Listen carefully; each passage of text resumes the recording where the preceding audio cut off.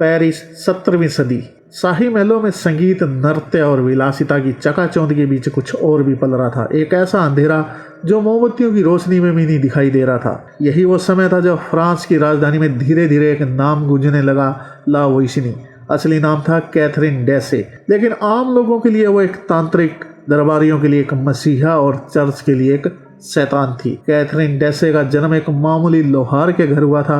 बचपन से गरीबी देखी, शादी भी एक बेरोजगार शराबी से हो गई, लेकिन जीवन के थपेड़ों ने उन्हें कमजोर नहीं किया। उसने खुद को एक जड़ी बूटी वाली महिला, एक हर्बलिस्ट और अंत में एक दाई के रूप में स्थापित किया। लेकिन पेरिस में अकेले अपने बच्चों का पेट पालना आसान नहीं था, और फिर उसने चुना वो रास्ता जिसे हम आज काला जादू कहते हैं। कैथरीन ने अपनी पहचान बनाई, जिसके पास लोग अपने राज खोलते थे, और कैथरीन उनके साथ घर के पीछे बने कमरे में करती थी शैतान की पूजा।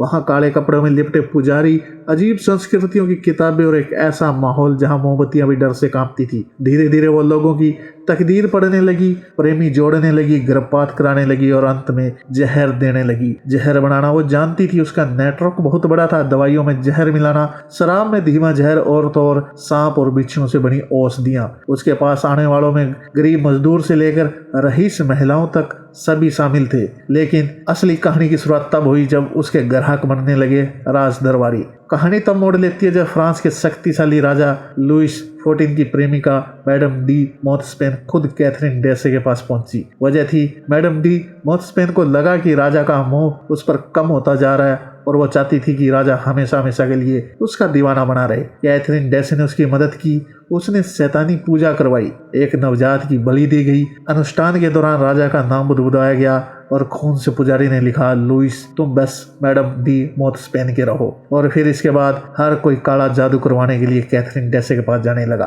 पेरिस की हवा जहर से भरने लगी। हर महल में कोई ना कोई अचानक मर रहा था, और हर मौत के पीछे एक ही नाम था, कैथरीन डेसे। 1677 में एक छोटी सी जानकारी से सब कुछ उजागर होने लगा। चर्च को सूचना मिली कि पेरिस में जादू टोना, हत्या और जहर देने का संगठित नेटवर्क चल रहा है। मामले की जांच शुरू हुई, जिसका नाम पड़ा the affair of the poisons. जैसे जैसे जांच आगे बढ़ी, रईस, औरतों, दरबारियों, यहाँ तक कि राजा की निजी सुरक्षा तक के नाम सामने आने लगे। जहर की शीशियां, काले रुमाल, खून से सने अनुष्ठान स्थल, बच्चों की अस्थियां, सब कैथरीन डेसे के घर से बरामद हुए। कहा जाता है कि कैथरीन डेसे ने पूछताछ में 267 लोगों की जिम्मेदारी स्वीकार की थी। इसमें से अधिकतर उसने या तो खुद जहर दिया था या फिर जहर तैयार करके किसी को सौंपा था। उसने पूछताछ में दर्जनों नाम लिए, कई राज खोले, लेकिन सबसे चौंकाने वाला नाम था मैडम डी मोंतस्पैन का। राजा लुइस 14 डर गया। अगर उसका नाम जुड़ गया तो राजशाही हिल सकती थी। राजा ने अचानक जांच को बंद करवा दिया, सैकड़ों दस्तावेज सील करवा दिए और आदेश दिया कि इस केस की गहराई में कोई ना जाए। कैथरीन डेसे को कोर्ट ने बिना मुकदमा पूरा किए ही दोषी करार दे दिया, शायद इसलिए क्योंकि वो बहुत कुछ जानती थी। 22 फरवरी 1680 की सुबह भीड़ के बीच में एक बड़ा लकड़ी का ढेर तैयार किया गया।